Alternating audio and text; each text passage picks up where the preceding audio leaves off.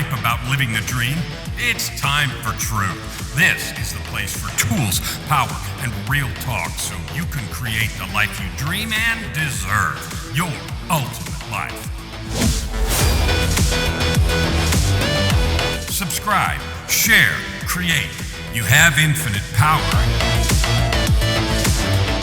Hey there, welcome to Your Ultimate Life today. Isn't this a beautiful picture behind me? I hope you're watching the video. Beautiful street, and this is actually a picture that I took. We don't live in the house right now, but whoops, back that way on that side. Whoops, that side of the street. That's where we lived for several years, and this is a picture in the summertime in Edmonton, where it's this beautiful. It's funny because the growing season here is fairly short. It's cold. Like right now, it's the middle of November.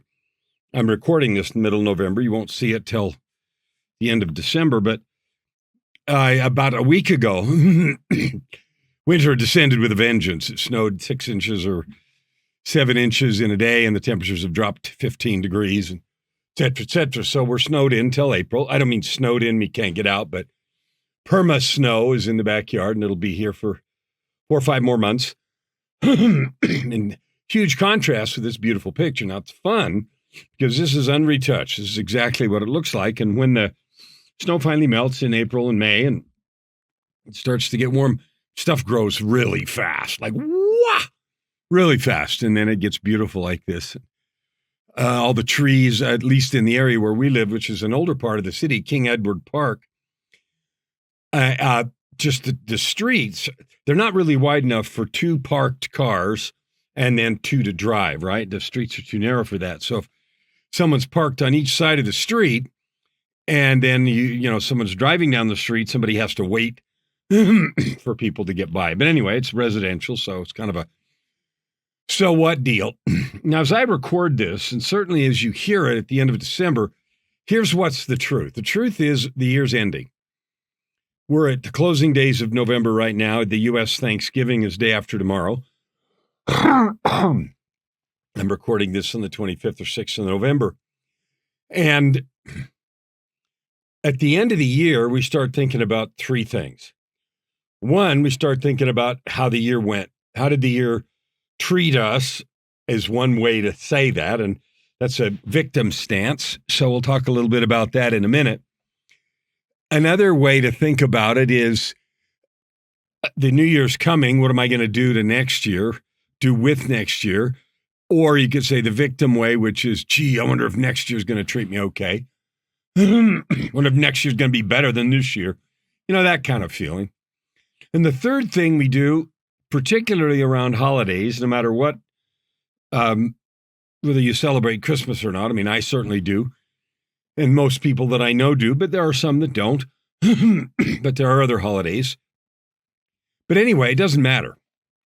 Around holiday time, especially important holidays, sacred holidays, you start to think about family and relationships and whether they're doing well or poorly, and if you need to do something or feel a yearning to repair or to do work to make them better, right? To make them more deep and loving and so forth. So that's normal. I don't know how your year went. My year went spectacular. My year was amazing. My year was a blessing beyond words. And I am fully certain, I'm not even expecting, I'm absolutely certain next year is going to be even more spectacular.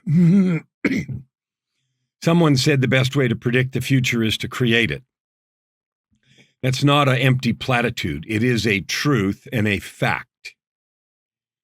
If you want to have an amazing future, it's in your hands. So my invitation is to consider creating it. Consider deeply and seriously taking a more active role in the creation of your life. That, we've talked about this a lot, and we'll talk about it another million times. I don't know, million, as we do more and more episodes. I realize that next year we'll get to 1,000 episodes, and we're going to keep going after that. Why? Because it is time. It is time for us as peoples, fellow citizens of this planet to recognize and accept a simple truth. We create our lives, period. Now, the minute I say that, 1 or 1,000 people say, yeah, but, and then they fill in the blank there with all of the bad things, difficult things, unexpected or unwanted things happening around them. We have 2 wars going on in the world right now. One in Europe and one in the Middle East. No one wanted those, at least no one that's sane wanted those. Sorry about the bug in my throat. But anyway, they happen. The weather happens, climate extremes, earthquakes, economic shifts, inflation, all of those things happen around us. They don't determine how good our life is. The joy you feel in life has less to do with the circumstances of your life and everything to do with the focus of your life. Now, what I mean by that, it sounds like a platitude, and you can think of it that way, is if circumstances are bad, how can I have a good life? That's simply not true. You can choose to live a life of joy, abundance, and excitement, even if circumstances are not ideal or terrible. Examples are all around us. I was just talking to someone the other day, and they made reference to a person they know who was in the hospital. Serious illness, et cetera, et cetera. Yet while in the hospital, the physicians, the duty staff, nurses, and everything, they had nothing but exciting things to say about this person.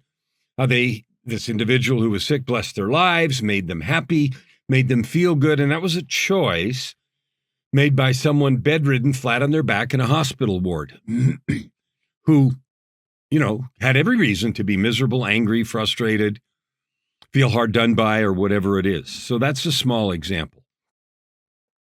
I heard a story the other day about a woman who, despite being an immigrant and struggling financially, made it her point, her life's mission, to be of service to all those around them. And the person telling the story was the kid of that woman and family. And he said, I remember so often around our table were all kinds of different people who my mom had invited in for dinner or help or some other service. Despite their personal struggles with finances, they did it anyway. They were going to do that anyway. Because why? Because they chose to be that. They chose to be that person. So let's get over the idea that our circumstances create our reality. You're all familiar with the book, A Man's Search for Meaning, written by a fellow named Viktor Frankl, who was interned in a concentration camp during World War II, which is now 70, coming on 80 years ago, and suffered the starvation and privation that was common to those times. He noted in his book that some people in that circumstance were angry, frustrated, bitter, blamed God, and, adopted that sort of victim attitude. And others simply by choice walked around and encouraged people and lifted their spirits, and they were all enduring the same hardships and circumstance. And those that did the work of encouraging were happy. They created happiness for themselves, even in the face of certain or very likely death in the short term. So the idea that you can't be happy when crap around you is falling down is just not true. So as we think right now about this year ending, and we say, what has 2024 done? And if you listen to this some other year, the year you're in, it doesn't really matter. It's the same question. What did I do with 2024 is a much more interesting question than what did 2024 do to me? The year didn't do anything to me. I took advantage of the year every minute and every second I could, right? Why did I do that? Because I chose to. Just like people walked around a concentration camp and chose to be sources of light. I choose that. And in the process, here's what I noticed. It's the same thing that Viktor Frankl wrote. And if you haven't read Man's Search for Meaning, it's not just a good read, it's a good manifesto or script for the truth of you and me creating our lives here, now, one day, one thought, one action at a time. That doesn't mean I can think and a box from Amazon containing gold bars drops on the porch. We often belong to this sort of religion of money where we think that if we have a lot of money, everything's fine, and it's not. Millions of examples in our society and circumstance prove that. I personally have had that experience of having tons of money and still being extremely miserable, and I know lots of others are the same, and I'm not saying money by itself is evil. In fact, my business is successful, and I'm in the process of creating a huge business that makes a ton of money. The reason I'm creating that money is to serve you, is to reach more people. Now, my mission this year, my year starts October 14th, so January 1st isn't my new year. It was a month, 6 weeks ago now, is to reach 300 million people, and you're one of them. You are one of my people. And why do I want to reach you? I want to remind you that you're a child of God, a child of the divine. I want to remind you that because you have capability that you aren't using.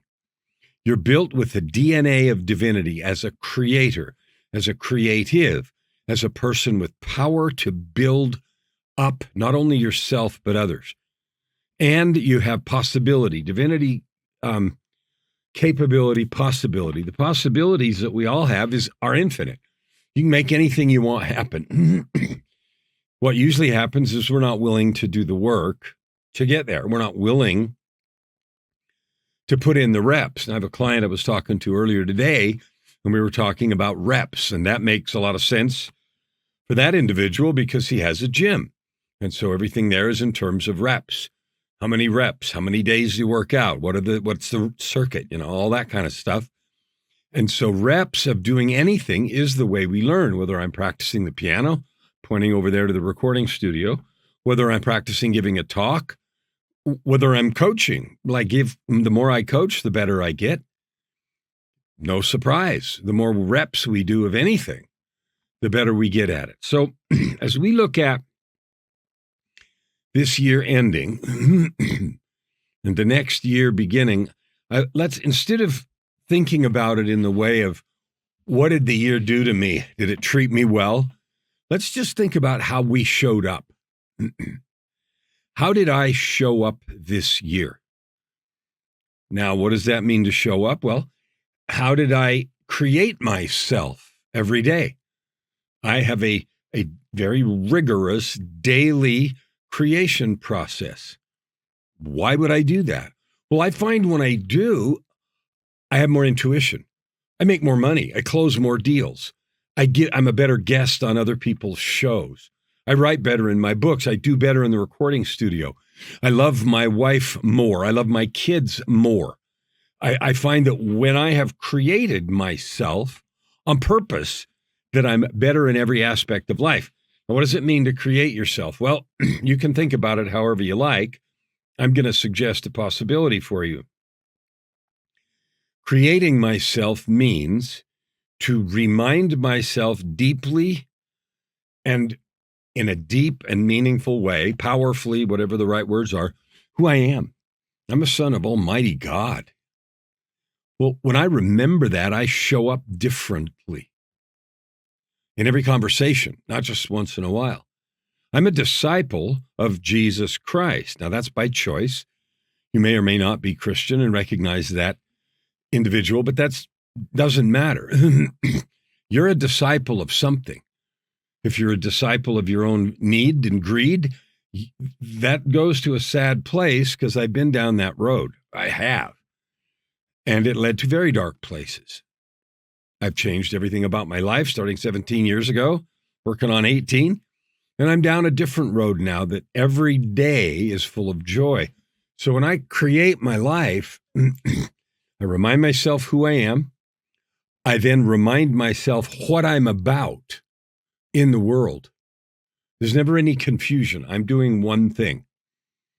I am reaching 300 million people to help you remember your divine nature, the capability that comes from that, the spiritual DNA of God woven in your DNA, and your possibility to create everything. So I'm going to reach 300 million people, television, radio, podcast, coaching, speaking, guest appearances, and all kinds of stuff.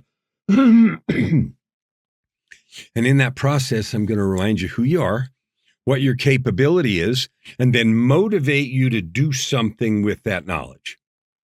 So when I remind myself in my daily creation that I'm a child of God and that I have his DNA, and I use different words, things that are meaningful to me. So, for example, one of them is I am at cause, and call into existence every part of my experience. That means I'm responsible for how I feel about everything. I don't care what anybody else does or says. It doesn't matter. I am responsible for how I feel about that, what I choose to make that thing mean, whatever somebody said or did. Okay, I'll give you another example. I just had one of my Facebook accounts hacked, seriously hacked, and it's a big one and it's a big deal. My first question wasn't, how did this happen?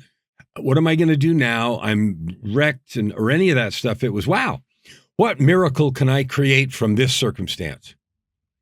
I'm not being Pollyanna or stupid, but I've trained myself that that's just how I look at it. So I start thinking about, okay, assuming all is lost and it's trashed, what's the miracle I can create here?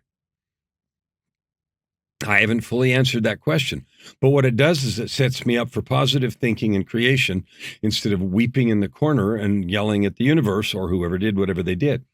All right, so creating myself every day is necessary and it's powerful, but only if I want to have the biggest impact. If I don't care what happens with today, then I don't have to do that.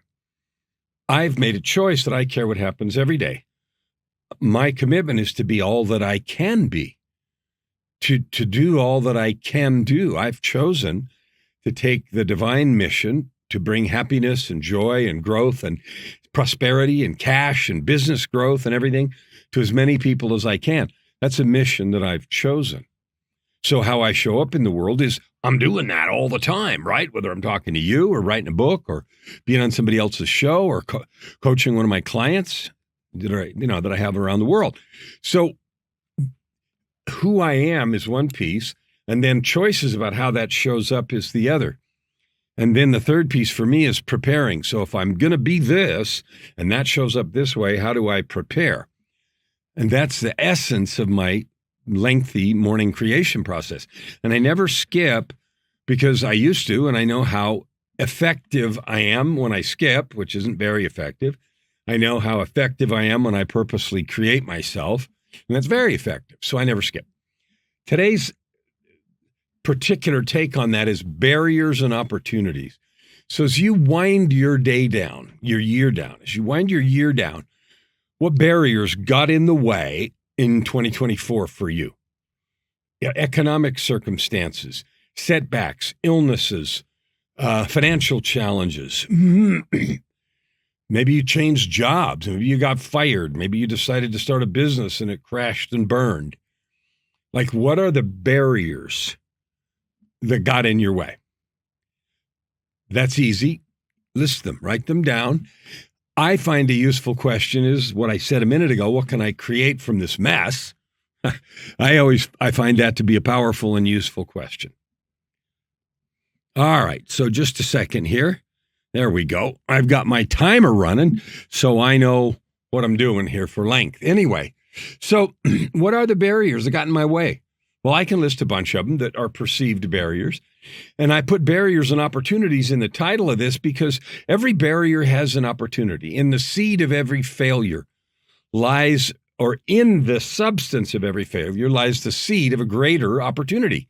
Now, that's a paraphrase, not exact quote from Napoleon Hill's Think and Grow Rich, and I don't know if he got that from somewhere else, but I want to repeat it because it's so important. When you have a failure and you fall on your face or something didn't work, even if you're embarrassed or it's a real struggle, know this. In every failure lies the seed of an equivalent or greater success. That's not just a cute platitude, it's a truth. And here's why. Because when stuff happens to us, bad stuff, if you want to call it that, stuff we didn't want, it teaches us all kinds of stuff. We know what not to do. We're better prepared to take decisive and correct action in the future. And so it's a stepping stone. It really is. So when you look at your year and you say, what good things, what struggles happened, and then also what good things happened, and just do an evaluation. From the struggles, say what opportunities do these struggles present? What are those? And what opportunities are on the horizon for next year? Now, some people set goals at the beginning of the year. I do. My year happens to start, as I mentioned, October 14th, so I set goals then. But I want you to think about that, because if you live or I live self-centered, with everything's about me, and everything is about what's in it for me and what do I get, all that kind of stuff, I find that I fail more often. I find that it's not as satisfying and happy. And I find that that leads me to do what I call walking by sight. When everything is about me, then I say, well, I got to see it. I got to see it. I got to see it to believe it. I got to prove, and I live in this sort of fearful dance with trying to make things happen and fearing that they won't. So it's kind of a fearful dance. I end up with tiny vision, okay? And I have a saying about my discipleship of Jesus Christ, but it says, I'm done. I'm done with self-centered living. I'm done with walking by sight, tiny habits, limited goals, or colorless dreams. I'm done with all those. And when I live with focused only on me, that's what dreams are. They're colorless. And here's what I mean. You may achieve $10 million next month. Now you have a big pile of cash in the bank, even after taxes and everything else. Life doesn't change. You don't suddenly get happy because there's a pile of cash. You might be able to buy an extreme vacation or a Lamborghini or whatever you want. That doesn't create happiness. And you figure that out really quickly after you bought one or two, and the house didn't do it, and the car didn't do it, and the vacation didn't do it, and you come home and you're with yourself. So the biggest opportunities we have is to decide who we are going to be. Who are we going to be in the new year? And that starts with what I said a minute ago, which is, how did I show up last year? Did I show up with love? Did I show up with confidence? Did I show up with the attitude of being of service? Recognizing I understand those are all kind of squishy things, and people can say, yeah, but that doesn't put money in the bank, and I beg to differ. The great motivational speaker, Zig Ziglar, who I never had a chance to hear in person, but I know his son, Tom. Anyway, Zig Ziglar is credited with saying, you can have anything you want if you help enough people get what they want. Well, yeah, that's a different way of stating the principles of the golden rule. It's also obvious that if I am of service of many people, they are inclined by Cialdini's principle of reciprocity. They want to do stuff for you.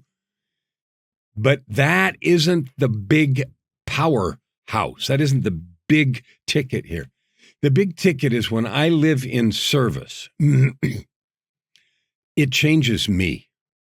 I am become different. I am become more loving, more patient. I am become smarter. I am become more intelligent. I am become more creative. And I see that over and over and over again. When I go at serving, I find it easy to make money. I find it easy to get clients. I find it easy to write the books that I want, to land the talks that I want.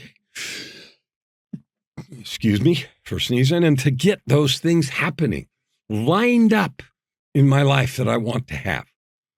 Those just show up over and over and over again. You say, why? How does that happen? Well, all I can say is it does. Some ideas. Love is the power that holds the universe together. And when we access that and we're in love and service to others, things happen. Karma, call it what you want. But what I know is that when I go at things, viewing every barrier as an opportunity and then just magnifying every opportunity, more come.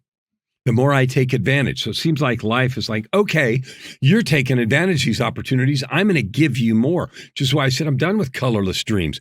My dreams are huge. They're in living color. The numbers that are in my business plan would stagger you. And I am absolutely certain I'm going to create them. And not 1 cent of it is so that I can buy another anything. It gives me power to reach more people, more exposure, more programs, a wider reach, better distribution for the books, more marketing budget. Not about making money, although none of the things are free. And I don't care how much money I accumulate. It's so that I can do the work that I have committed to do, which this year is reaching 300 million people. And I have some big goals that are financial too, and I just choose not to share those. Here's what I know about you. You have barriers. You have crap that happens that blows the wind out of your sails and knocks you down. So my real deep question is, what do you do with that?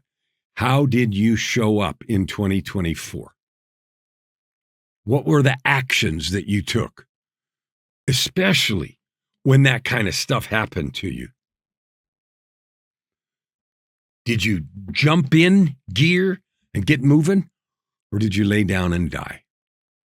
All right, so here's the truth for you, the piece of truth. This year's ending, new year's starting, whether you set goals or not, you and I, we both want next year to be more than last year. More healthy, more joyful, more powerful, more fun, more prosperity, which is cash. And we also want to be of more service. We as humans and as spiritual beings are built to love and serve each other. We really are. When we're in service, we feel good because neurotransmitters kick in, serotonin, oxytocin, dopamine, all that good stuff happens. Just ask anybody that's ever built Habitat for Humanity or gone on a food drive or gone out to help a neighbor fix a fence after a hurricane, tornado. I did that in Boise. In Boise, Idaho, can you imagine? A tornado? They say they don't have those up there, but I lived there for a year and a half, and something happened in our neighborhood that knocked down fences and ripped up trees under dark clouds. It looked an awful lot like a tornado. But anyway, the point is going around and being of service. It felt good. It felt right. And it felt human. It felt full of love and felt full of kindness. So your opportunity, so you know how you showed up in 2024. Your opportunity right now is to make some conscious, intentional choices about how you're going to show up in 2025. I'm doing that right now. I review my personal truth document. I look and see every word about how I show up, because remember, that's the document I use to create myself every morning. I recite it. I have it memorized. I check every word. Is this right? So you review your declarations. Who are you in the world? I'm the ultimate alchemist. I use science and magic to help you get rid of your barriers and create the cash, the purpose, and the joy that you want to have. Purpose, prosperity, and joy. That's my definition of the ultimate life, and you're going to have different words, but you can have it. And whatever barriers have been in the way to get it, remember, in every barrier, there's the seed of greater opportunity. So it's your choice right now, whether you continue to allow those barriers to stand or you blow them down. You realize their opportunities. So your choice is right now. And here's your challenge. How are you going to show up in 2025? What is your commitment to yourself right now? To be more loving, more kind, more successful, more sales, better business, better relationships, better physical shape. What is your level of commitment? I find when I make commitments, I got to get help. I haven't been able to do all that stuff on my own, so I hire coaches and get all kinds of help. And guess what? Then I accomplish those goals. Now, I want to give you 3 invitations as we get done today. There's a URL on the screen, kellanflukigermedia.com. Please go there. Go there and see. There's all kinds of resources for you. There's books, there's podcasts, there's television shows, all of them aimed at one thing, to help you discover and be the very most joyful, wealthy, and powerful that you can be. That's all I'm about. 300 million people to help you discover, develop, and create purpose, prosperity, and joy with your life experience and your divine gifts. So go there, Kellan Flukiger Media. The second invitation is this.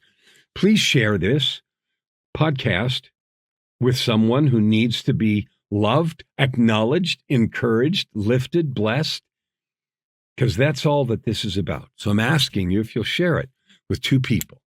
Will you share this podcast with 2 people? I'd love to know that you do. I'd love to see a comment. If you'd like to leave a review, I certainly need them because that elevates the distribution and I get a little closer to my 300 million. And the third invitation is, if you have a message you want to share, my message is one of growth, of possibility, of infinite capability, divinity, capability, possibility, ultimate life. That's my message, and I'm sharing it with the world because that's the life I experience. So I'm sharing my message with the world. So my third invitation is, if you have a message you want to share with the world, I'd love to be a vehicle for that. I'd love to be an amplifier. We have a large audience. So reach out and get a hold of me on kellanflukigermedia.com. There's an email. You can go to one of our socials, wherever you see this, and make a comment and reach out. Reach out, reach out, reach out. I can't read your mind. I won't know what your beautiful story and possibility is unless you tell me. So you are invited. As we wind this down, consider who you have been, who you are, who you were. How did you show up in 24?